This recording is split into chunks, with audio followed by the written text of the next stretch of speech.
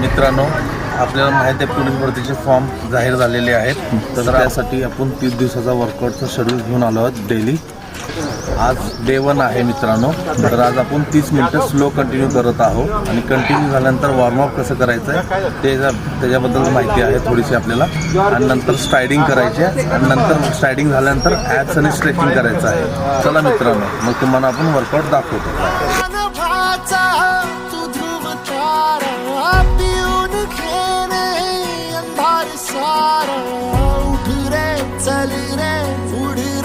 झेप घे वटुनी बळ सारे वाट